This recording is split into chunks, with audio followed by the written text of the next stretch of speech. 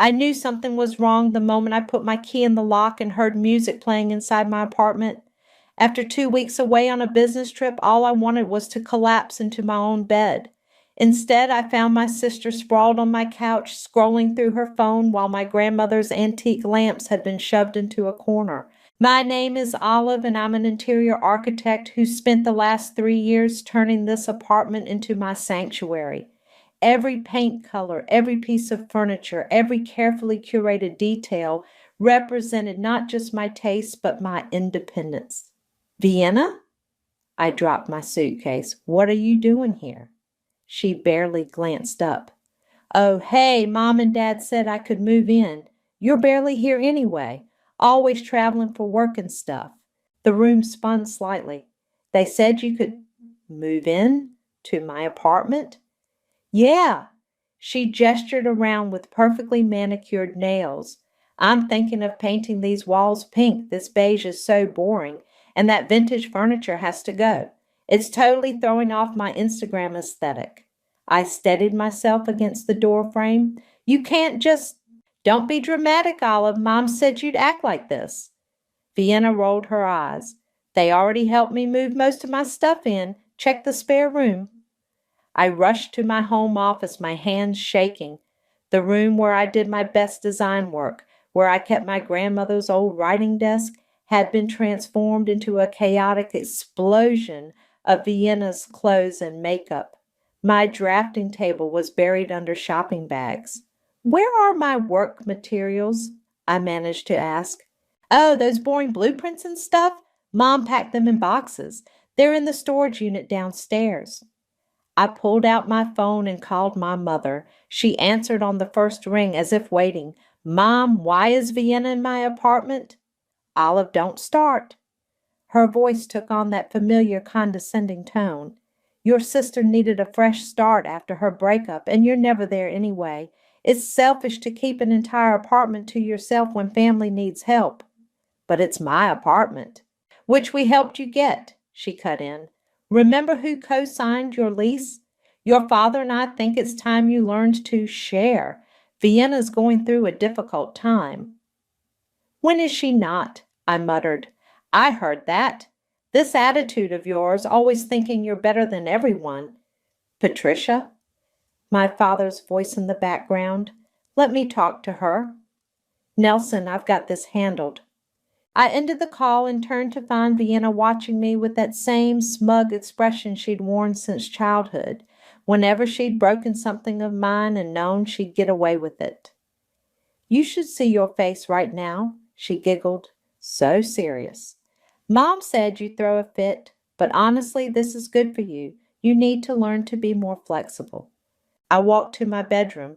At least this space was still untouched. Sitting on my bed, I pulled out my phone again and opened my contacts. My finger hovered over my cousin Emerson's name. Vienna appeared in the doorway. By the way, I'm having some friends over tonight to celebrate the move. You should join us, unless you're going to be all weird and antisocial like usual. Something inside me shifted. All those years of being the difficult daughter, the one who didn't fit the mold, who worked too hard and smiled too little, they crystallized into a cold, clear purpose. No, I said quietly, I don't think I will be joining. Your loss. She shrugged. Oh, and I borrowed your good wine for tonight. Hope that's cool. I waited until she bounced away before typing a message to Emerson. Need your legal expertise. Family situation. How soon can we meet? The response came quickly. Tomorrow morning, my office, 9 a.m. What's wrong? I looked around my bedroom, remembering my grandmother's words the day before she died. Olive, my dear, I've made arrangements. When the time comes, you'll understand. Another text from Vienna lit up my phone. BTW, your clothes are taking up too much closet space. Move them to the guest room. XOXO. My fingers flew across the screen to Emerson. They forgot something important about me. I don't scream anymore. I document. I got up and grabbed my camera, starting with photos of the chaos in my office. They wanted a war? Fine. But it would be fought my way, with quiet precision and perfect documentation. Let them think I'd rolled over again. I'd learned long ago that revenge doesn't announce itself with a bang, it whispers. Emerson's law office was exactly what you'd expect from someone who'd escaped our family's drama. Minimalist, organized, and completely devoid of the artificial warmth my mother insisted on surrounding herself with. They did what? Emerson's coffee cup froze halfway to her mouth as I finished explaining. Moved her in while I was away, I repeated, spreading out the photos I'd taken. Look at what she's done to my office in just 2 weeks. That's, Emerson set her cup down carefully. That's actually illegal. Several kinds of illegal, in fact. She pulled out her laptop. Let me pull up something. Your grandmother came to see me about 6 months before she passed. I blinked. She did. Remember how she insisted on paying for your apartment's down payment? Emerson's fingers flew across the keyboard. There's something you need to see. She turned the screen toward me. There, in crisp legal language, was a document I'd never seen before. My name was all over it. Your grandmother didn't just help you buy that apartment, Emerson said quietly. She left it to you completely in her will. The room went still. But my parents, they said they co-signed the lease. They lied. Emerson's voice was flat. They've been lying about a lot of things. While I was looking into this, I found something else. She pulled out a thick folder. Your trust fund statements. My stomach dropped. What about them? 3 years ago, there was a significant withdrawal, nearly half the account. She spread out bank statements. The signatures look questionable. I remember that time. Vienna had crashed her second car, needed money to start fresh in her fashion business venture. Mom had been especially nice to me that month, bringing me lunch at work, asking about my projects. They used my trust fund to bail out Vienna. My voice sounded distant to my own ears. It gets worse. Emerson leaned forward. The apartment's deed has only your name on it. They've been pretending to have legal rights they don't have. Your grandmother made sure of that. Why wouldn't she tell me? Because she knew you'd tell them. You always told them everything, Olive, until now. I stood up, pacing the office. So what do? First, we document everything. Then, Emerson smiled grimly, we go nuclear. Legally speaking, of course. For the next 2 hours, we built a case. Every unauthorized withdrawal, every forged document, every lie carefully cataloged. My phone buzzed repeatedly, Vienna complaining about the Wi-Fi password being changed, Mom demanding I stop being childish. One more thing, Emerson said, pulling out another document. Your grandmother left a will addendum. Your mother tried to suppress it, but Harold Wilkins kept a copy. I read it slowly, my hands shaking. To my dearest Olive, I've watched them dim your light for years. This apartment is yours, free and clear.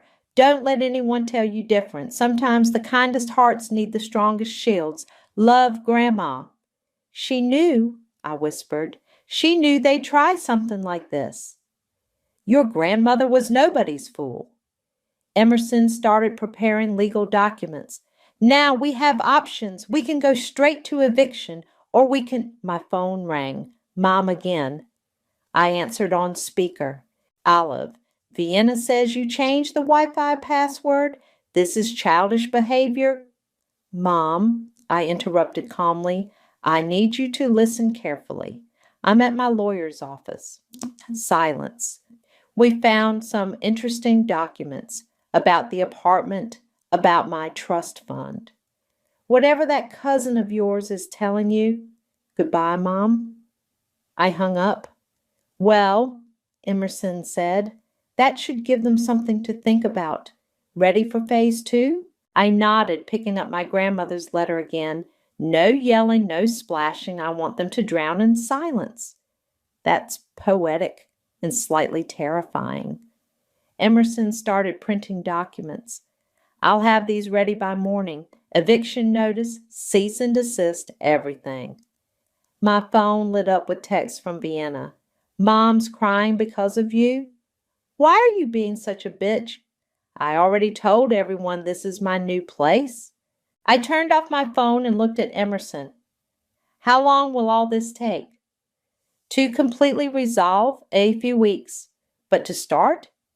She handed me a stack of papers. You can serve these tonight, 72 hours to vacate. I stood up, gathering my things. They always said I was a difficult daughter, the cold one, the one who couldn't just go with the flow. Well, Emerson replied, let's show them exactly how difficult you can be, legally speaking, of course. I left her office with a briefcase full of documents and a heart full of ice. They wanted the real Olive. They were about to meet her. I returned to my apartment with calculated indifference, ignoring the sound of Vienna's voice carrying through the door as she recorded another TikTok video using my living room as her backdrop.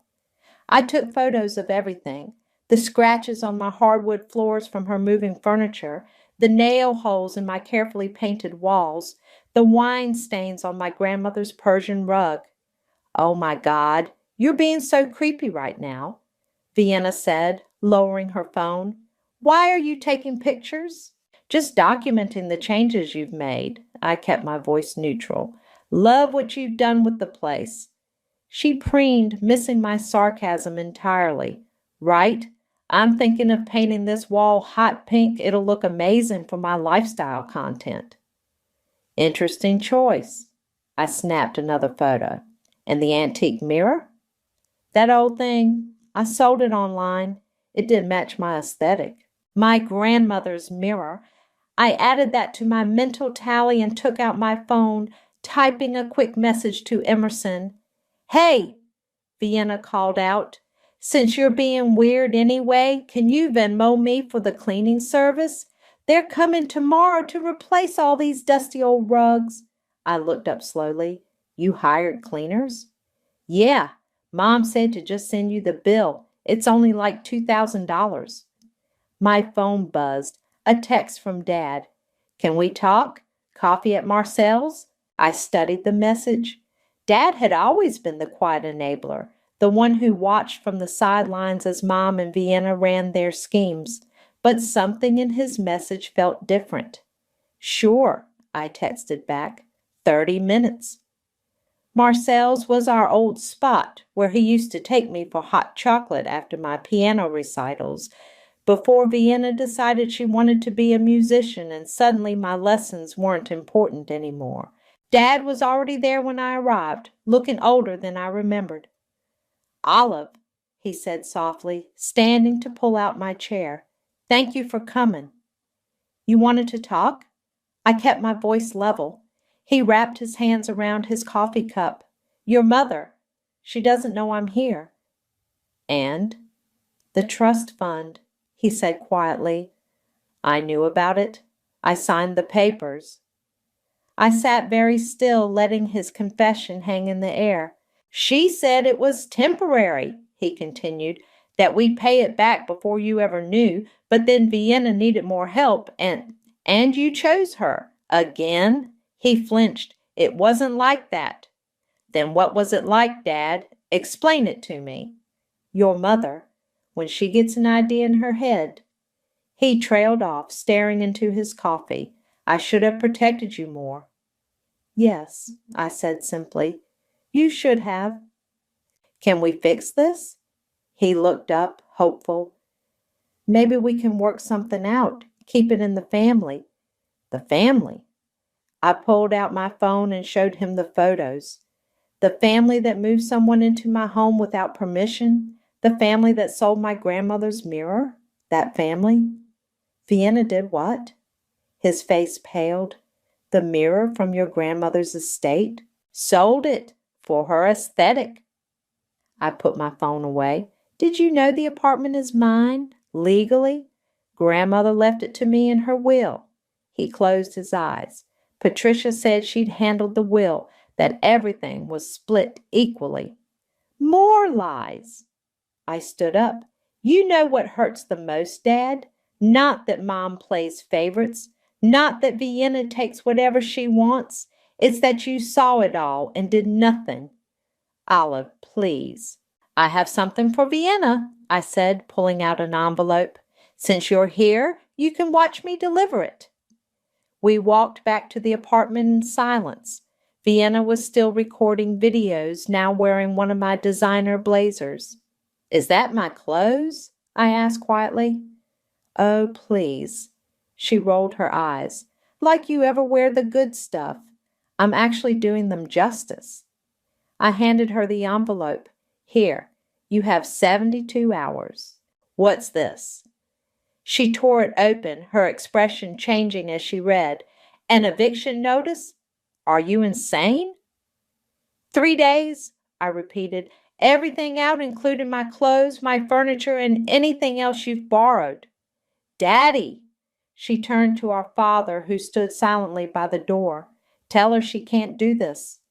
Actually, I said, I can, and I am. Oh, in Vienna?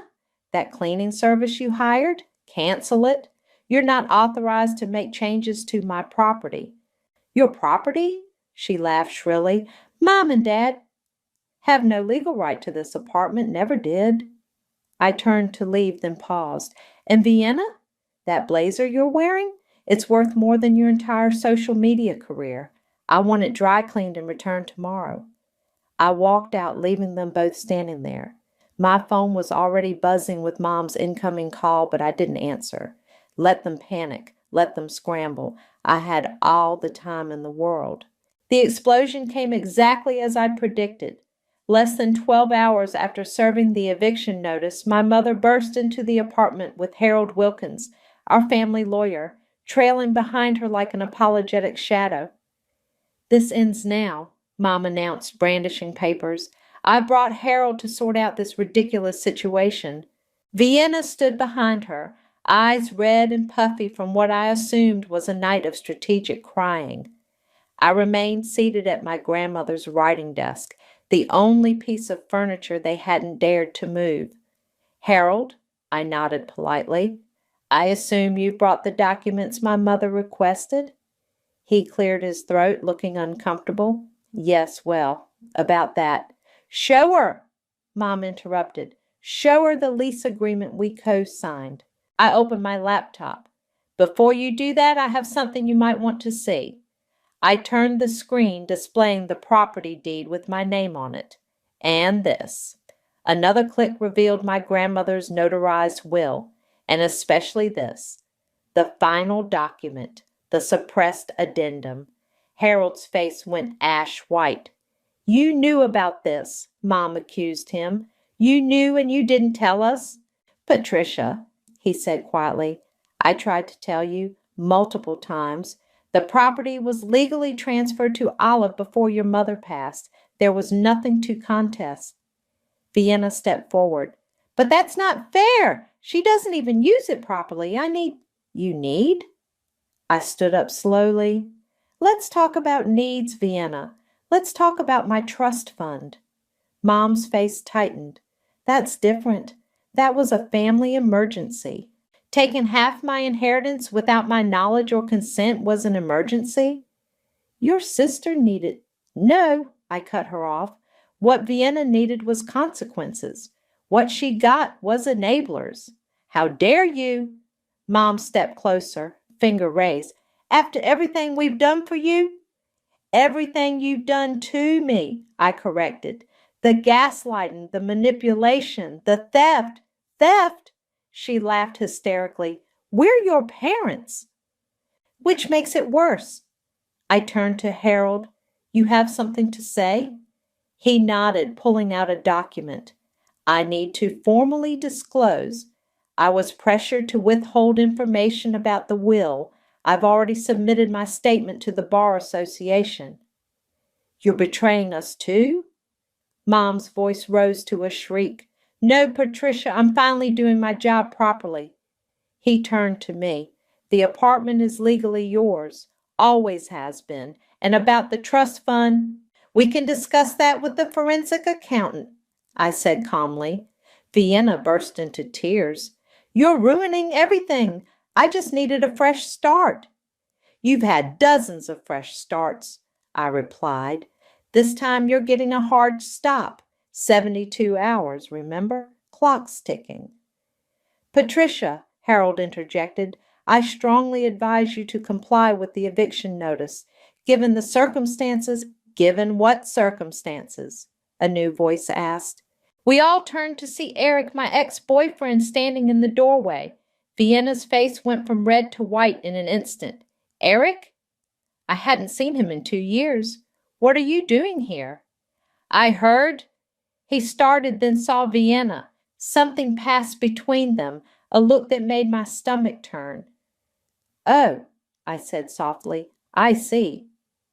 Olive, he stepped forward. I can explain. No need. I turned back to my family. You have 62 hours left. I suggest you use them wisely. This isn't over, Mom hissed, gathering her designer bag. You'll regret this behavior, Olive. Family is forever. Funny, I replied, watching them all file out. That's my line. As the door closed behind them, I sank into my chair, letting out a long breath. My phone buzzed. Emerson. How did it go? Exactly as expected. Harold folded. Mom threatened. Vienna cried. And Eric showed up. A pause. Oh, shit. Yeah. I looked around my violated apartment. Hey, Em, remember when you said we could go nuclear? Ready when you are. I've got the civil fraud paperwork ready to file. I thought about Eric and Vienna's guilty look, about years of manipulation and theft, about my grandmother's mirror sold for pocket change. Do it, I said. File everything. It'll get ugly. It's been ugly for years. I stood up, walking to the window. I just hid it better than they did. Olive, Emerson's voice softened. You okay? I watched my mother's car pull away, Vienna in the passenger seat, both of them probably already plotting their next move. But I had all the cards now, and they didn't even know which game we were playing. I'm fine, I replied.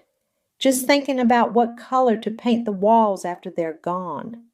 As I hung up, a text from Eric lit up my screen. We need to talk.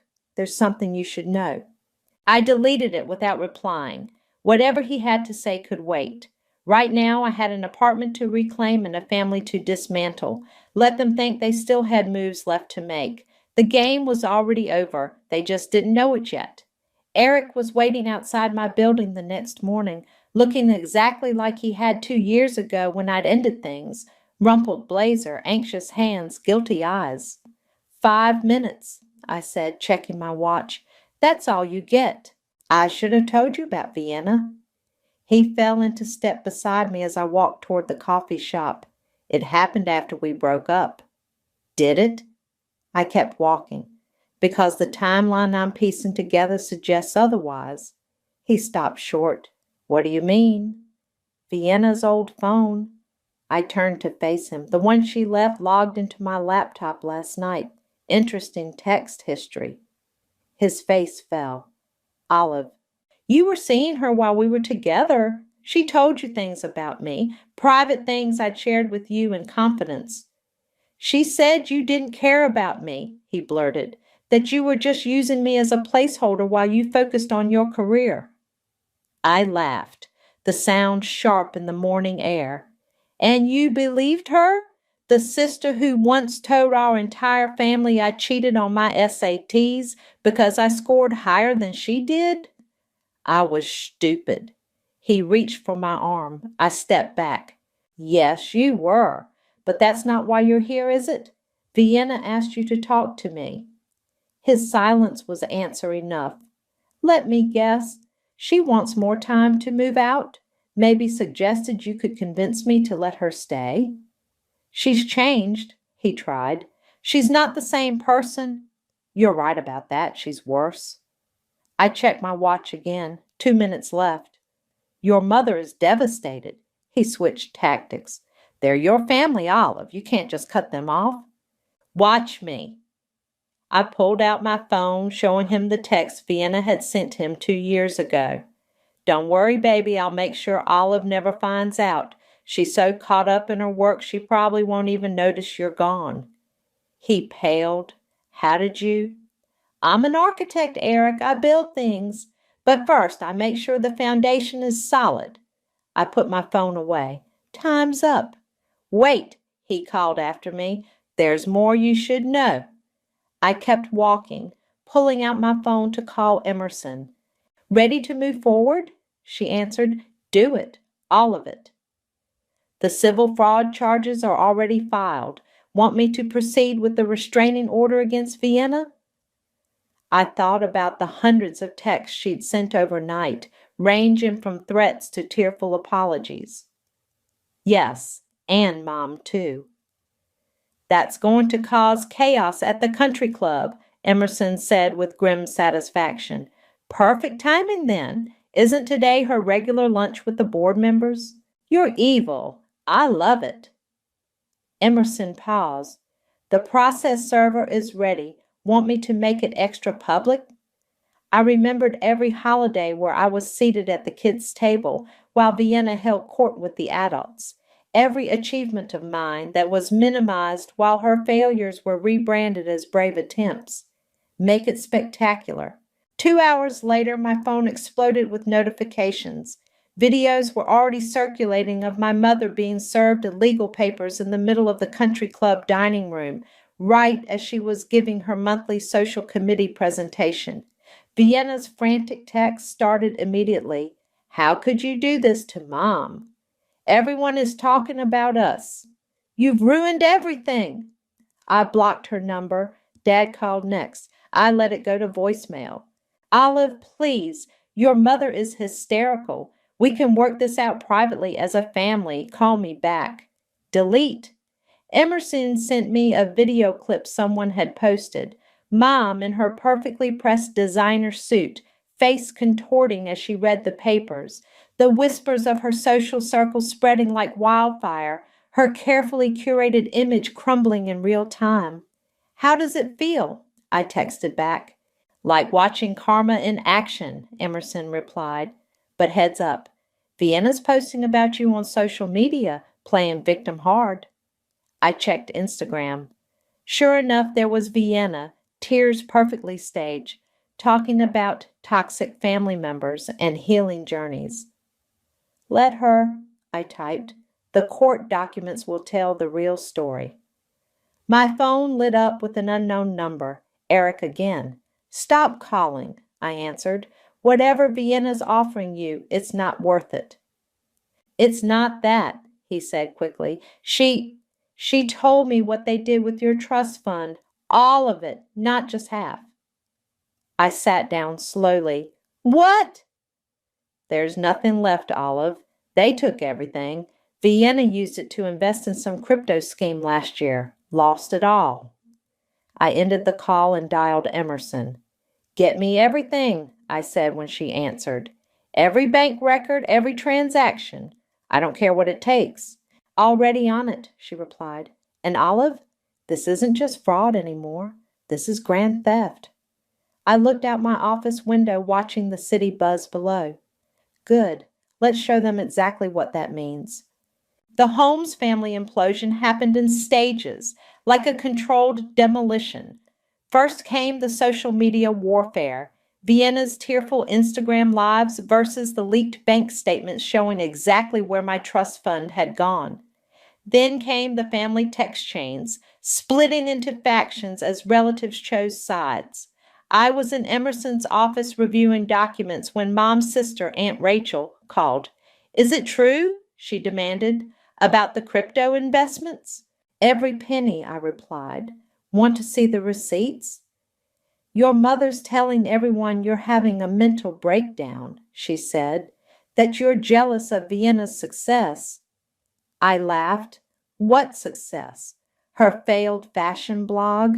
Her TikTok account with bot followers? She showed up at my house this morning, Aunt Rachel continued, crying about how you're destroying the family. Then she asked to borrow money. Let me guess, for a business opportunity? $20,000. Said she'd pay me back double in 3 months. I pulled up Vienna's investment history on my laptop. Did she mention Bitgold Ventures? Silence then. How did you know? Because she lost 60,000 of my money on it last year. I forwarded her the documents. Check your email. While Aunt Rachel read, my phone buzzed with a text from Dad. Your mother's moving out. Says she can't live with my weakness anymore. Please, Olive, make this stop. I ignored it. Oh my God, Aunt Rachel breathed. Patricia helped her do this? Your own mother?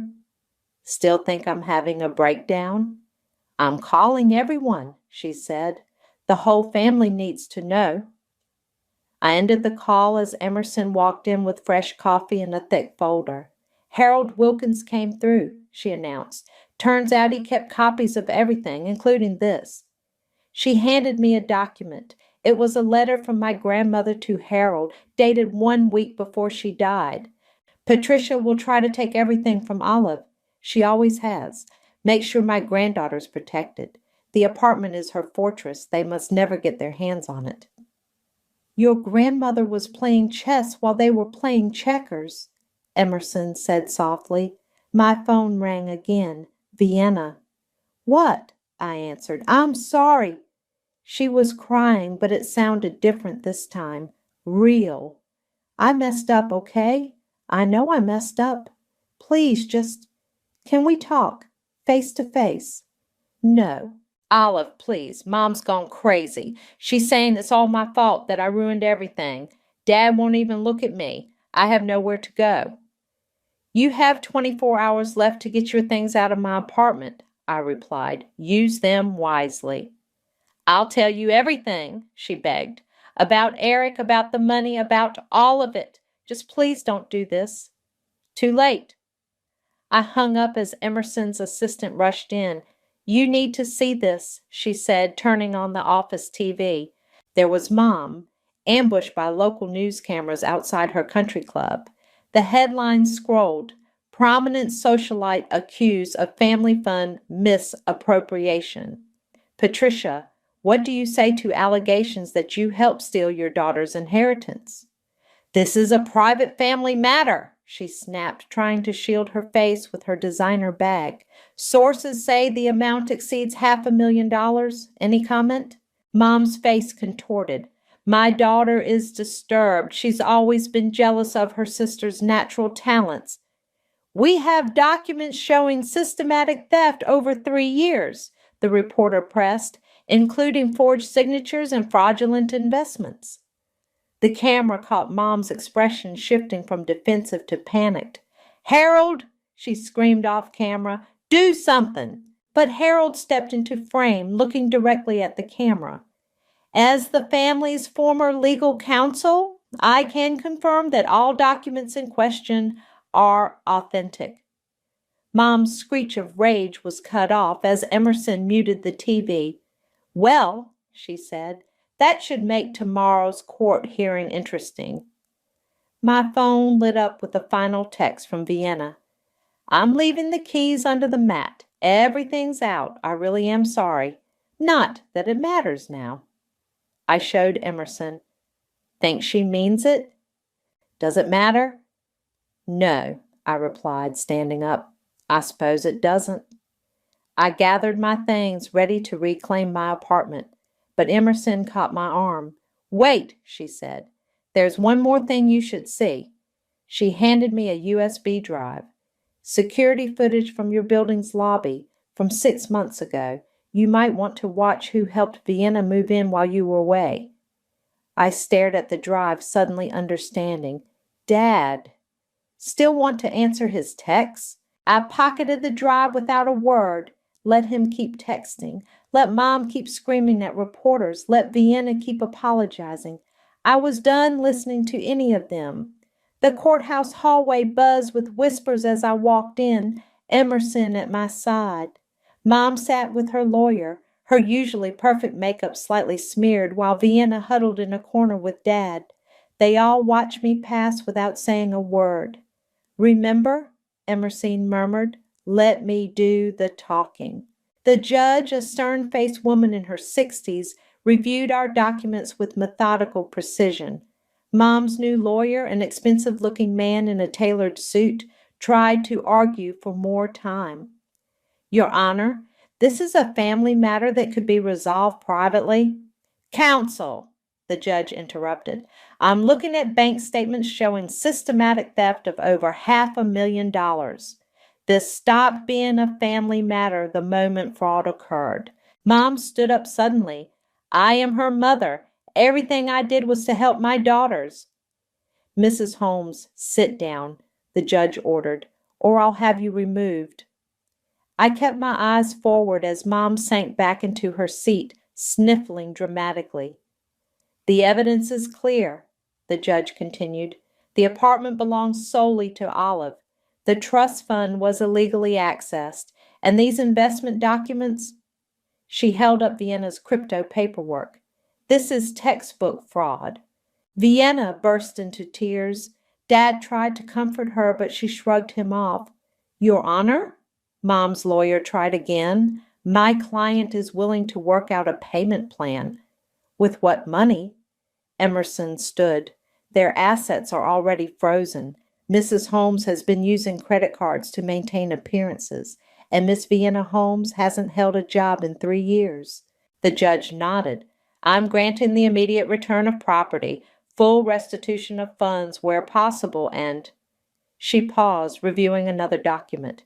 "The restraining orders are approved." "Restraining orders?" Dad's voice cracked. "Olive, please." "Mr. Holmes," the judge warned, "this is not a dialogue." I finally turned to look at them, my family, the people who were supposed to protect me. Mom's face was a mask of fury. Vienna looked shell-shocked. Dad just looked old and defeated. "The defendant, Patricia Holmes, is ordered to maintain a distance of no less than 500 feet from the plaintiff," the judge read. "The same applies to Vienna Holmes. Any violation will result in immediate arrest." "You can't do this!" Mom shrieked, jumping up again. "I am her mother." "Remove Mrs. Holmes," the judge ordered. 2 court officers stepped forward. As they led Mom out, her screams echoing down the hallway, Vienna approached me. "Don't," Emerson warned, stepping between us. Vienna's voice was small. "I found Grandma's mirror. I can get it back." "Add it to the restitution list," Emerson replied coldly. Dad made one last attempt, reaching for my hand. "Sweetheart, we're still family." I pulled away. "No, we're not." The judge's gavel cracked through the air. "Court is adjourned. Olive?" I turned back. "Your grandmother was a friend of mine," she said quietly.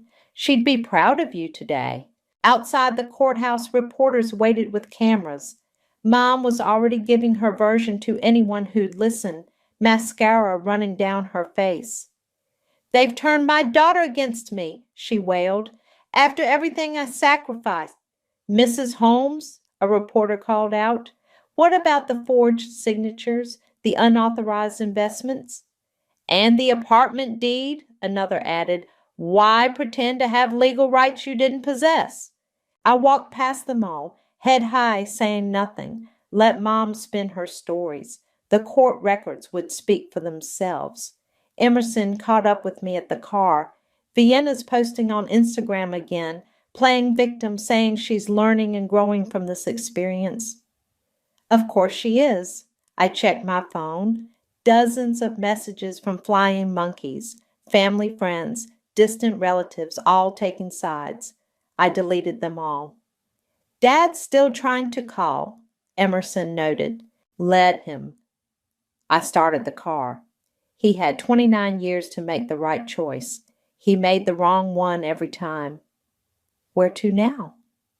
I thought about my apartment, empty of their presence at last, about my grandmother's mirror, soon to be returned, about all the spaces they'd invaded and claimed as their own. Home, I said simply. I'm going home. As we drove away, I caught a last glimpse of them in my rearview mirror. Mom surrounded by cameras, Vienna clutching her designer bag like a shield, Dad standing alone on the courthouse steps. They looked small, insignificant, finally powerless. My phone buzzed one last time, a text from Dad. I'm sorry. I know it's too late, but I'm sorry. I clicked it off without responding. He was right about one thing. It was too late. The smell of fresh paint filled my apartment as I carefully touched up the last wall. Gone were Vienna's attempts at hot pink, replaced by the soft sage green my grandmother had always loved. Each brush stroke felt like reclaiming another piece of my space. My phone buzzed. Emerson sending updates. Mom had finally moved out of the family house, leaving Dad with nothing but carefully curated photos of a perfect family that never existed. Vienna's social media influencer career had imploded after her followers discovered the truth. The restitution payments were trickling in, garnished from what little assets they had left. A knock at the door made me pause. Through the peephole, I saw Eric shifting nervously. What do you want? I called through the door. To return something, he replied. I opened the door cautiously. In his hands was my grandmother's mirror, carefully wrapped. Vienna left it at my place, he explained. I thought, well, I knew it was important to you. I took it without inviting him in. Thank you. Olive, don't. I met his eyes. Just don't. He nodded slowly. For what it's worth, I was wrong. About everything.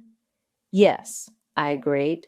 You were. After he left, I unwrapped the mirror carefully, checking for damage. My reflection looked different somehow. Harder, clearer, more defined. Another knock. This time it was Emerson carrying takeout and a bottle of wine. Housewarming gift, she announced, walking in, even though it's the same house. It's not, though, I said, setting the mirror aside. Not anymore. We settled on my newly reupholstered couch, another piece rescued from Vienna's aesthetic makeover. Dad called my office again, Emerson mentioned, pouring the wine. Asked if you'd gotten the package he sent. I glanced at the unopened box on my counter. Haven't checked it. Want me to? I nodded. Emerson retrieved the package and opened it carefully. Inside was a small wooden box I recognized from my childhood, my grandmother's jewelry box. There's a letter, Emerson said softly. I took it, unfolding the paper slowly. Olive. Your grandmother gave me this box before she died, said to give it to you when you finally stood up for yourself. I never had the courage to do what you did. I'm not asking for forgiveness, just wanted you to have what's rightfully yours. Dad. Inside the box was my grandmother's sapphire ring, the one Mom had always claimed was promised to Vienna. Looks like Grandma had one last surprise, Emerson said. A final knock interrupted us. Through the peephole, I saw Harold Wilkins. Just dropping off the last of the paperwork, he said when I opened the door. And there's something else. He handed me an envelope. Inside was a letter dated just days before my grandmother died. My dearest Olive, by the time you read this, you'll have finally seen them for who they are. It hurt, watching them dim your light year after year, but I knew you'd find your strength. The apartment isn't just a home. It's proof that you never needed their permission to shine. They'll call you cruel for standing up to them, cold for walking away. Let them. Some people only understand boundaries when they crash into them at full speed. The sapphire ring isn't just jewelry, it's a reminder. Every time you wear it, remember, you are not what they made you survive. You are what you chose to become. Protect your peace, my darling. They won't. All my love, Grandma. I slipped the ring onto my finger as Emerson poured more wine. To Grandma, she said, raising her glass, the original chess master. To boundaries, I added, and consequences. My phone lit up with a text from an unknown number. Vienna trying yet another way to reach me. I blocked it without reading it. You know, Emerson said, that sage green really does look better than hot pink. I looked around my reclaimed space, at the antique furniture restored to its proper place, at my grandmother's mirror catching the evening light, at the walls painted in colors I chose. It does, I agreed. It really does. The ring caught the light as I raised my glass again. Outside, the city hummed with life, but in here, in my fortress, there was only peace. The kind of peace that comes from finally, completely letting go. They say home is where the heart is, but sometimes home is where you learn your heart is stronger than anyone ever knew, even yourself, especially yourself.